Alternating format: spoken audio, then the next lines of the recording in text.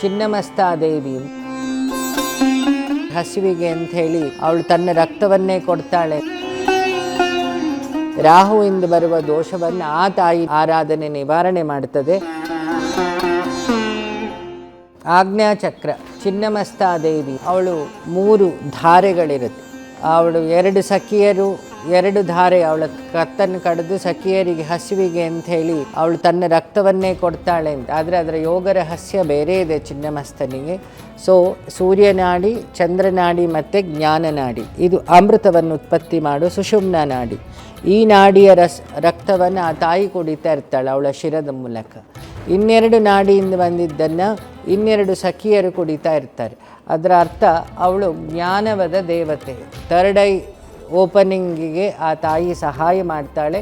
ಅವಳು ಶತ್ರು ಸಂಹಾರಿಣಿ ಸಮೇತ ರಕ್ತದಿಂದ ರಾಹುಗೆ ಸಂಬಂಧಪಟ್ಟ ದೇವತೆ. ರಾಹುವಿಂದ ಬರುವ ದೋಷವನ್ನು ಆ ತಾಯಿ ಆರಾಧನೆ ನಿವಾರಣೆ ಮಾಡ್ತದೆ. ಅದಕ್ಕೆ ಸಂಬಂಧಪಟ್ಟ ಧಾನ್ಯ ಉದ್ದು, ಅದರಿಂದ ಈ ಮಂತ್ರದಿಂದ ಅವಳನ್ನು ಅರ್ಚನೆ ಮಾಡ್ಬೋದು. ಓಂ ಐಂ ಹ್ರೀಂ ಶ್ರೀಂ ಚಿನ್ನಮಸ್ತಾಯೇ ನಮಃ.